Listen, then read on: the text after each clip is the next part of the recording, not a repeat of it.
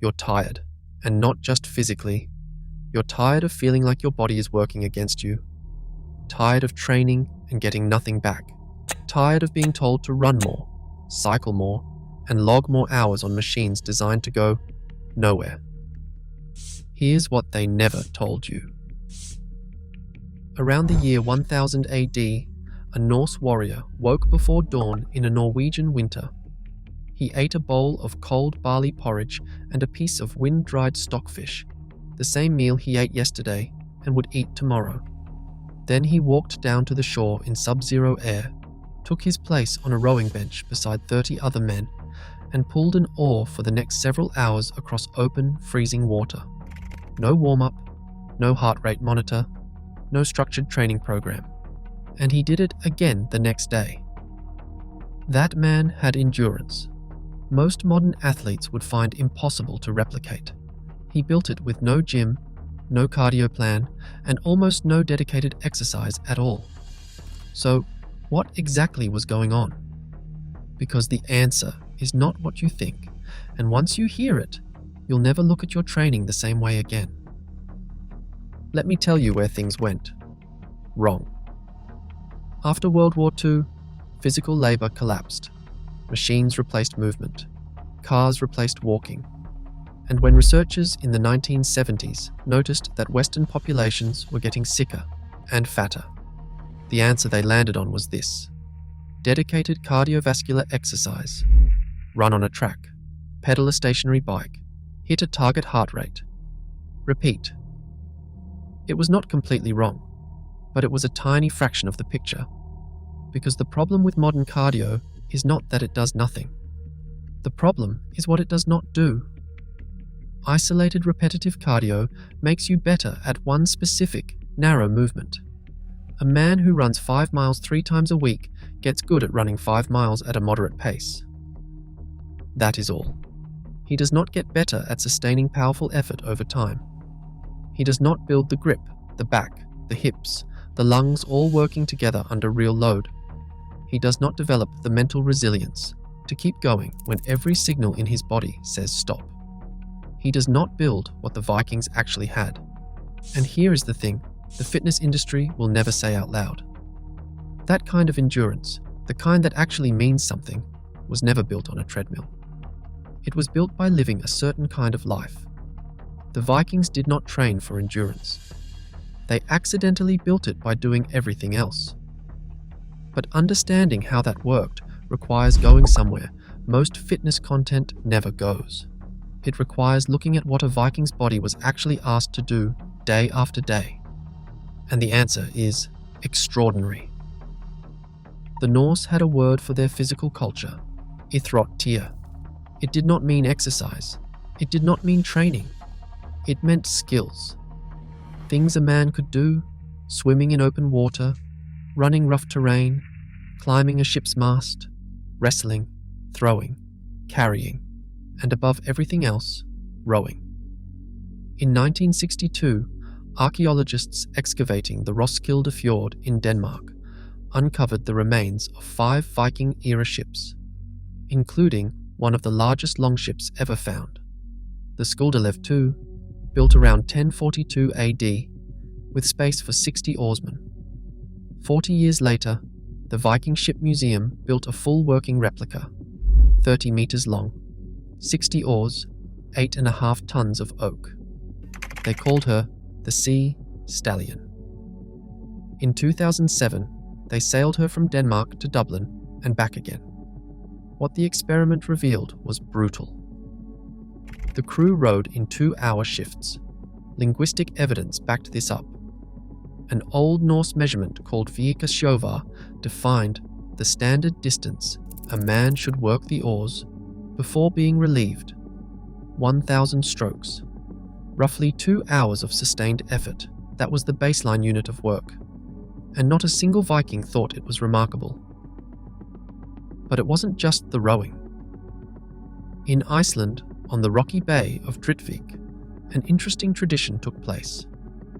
On the shore, you would have found 4 stones lying in a row. But they weren't just some random stones. The largest, called Fullsterkur, meaning full strength, weighs 154 kilograms. To qualify as a member of a fishing crew at that bay, you had to lift it off the ground. No lift, no work, no food. Then there was Gleima, the Norse wrestling tradition that is still practiced in Iceland today. Every boy began learning it around age 7. Matches focused on balance, leverage, and the ability to throw an opponent and immediately spring back to your feet. It was, in the words of a modern Gleima coach, essentially a burpee attached to a combat skill. Practiced for life, without ever calling it training. And here is what links all of it. None of this was scheduled. None of it was periodized. It simply was life. But something was hiding beneath the surface of all that movement. Something physiological.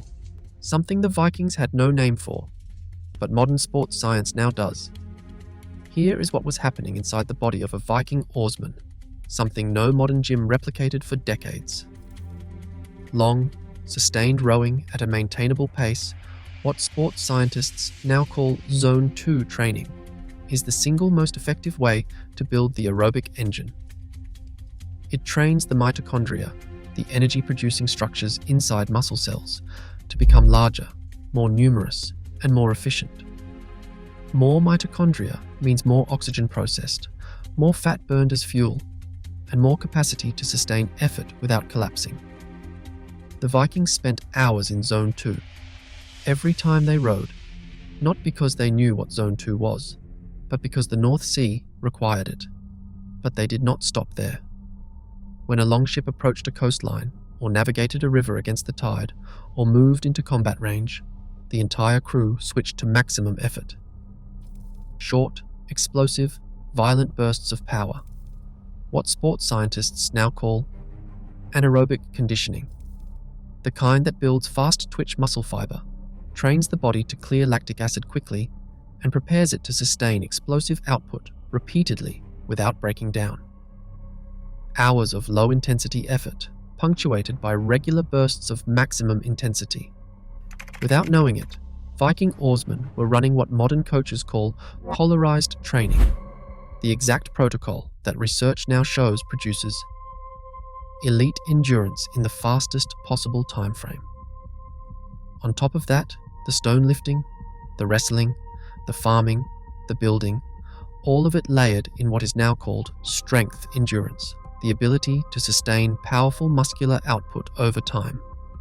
Not cardio, not strength training, something in between, and more useful than either. A research analysis of Viking-era daily caloric expenditure estimated that a day of typical Norse farm labor could require over 10,000 calories. Not 10,000 consumed, 10,000 burned. The body adapts to what it is repeatedly asked to do. Ask it to do that, and it becomes something extraordinary. Now, here is the part nobody talks about. Their fuel. You want to know what a Viking warrior ate on a longship crossing the North Sea? Dried stockfish, hard rye flatbread, a small amount of skyr, a thick fermented dairy product almost identical to modern Greek yogurt, packed with casein protein. And if lucky, some dried berries. That was it. No protein powder. No complex carbohydrate timing. No pre-workout. And yet, the bodies that ran on this fuel crossed oceans and held the oar for hours.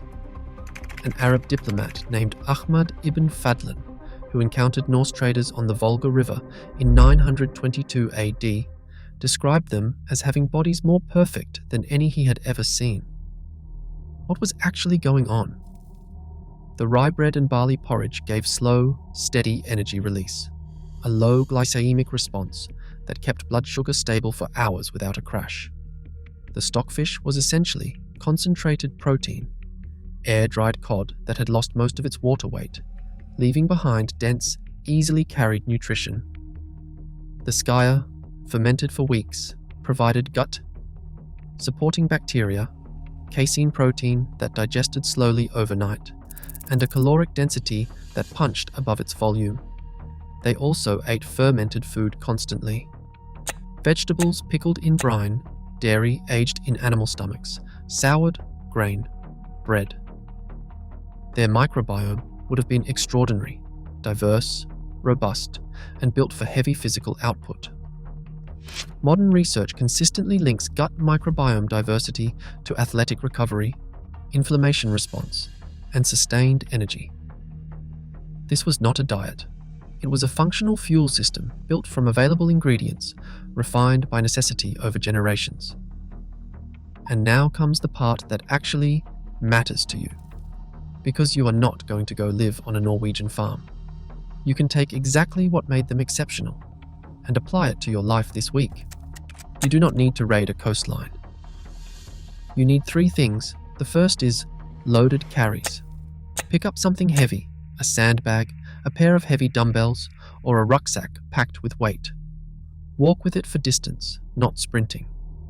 A hard, controlled walk, the kind where your grip is burning and your lower back knows about it.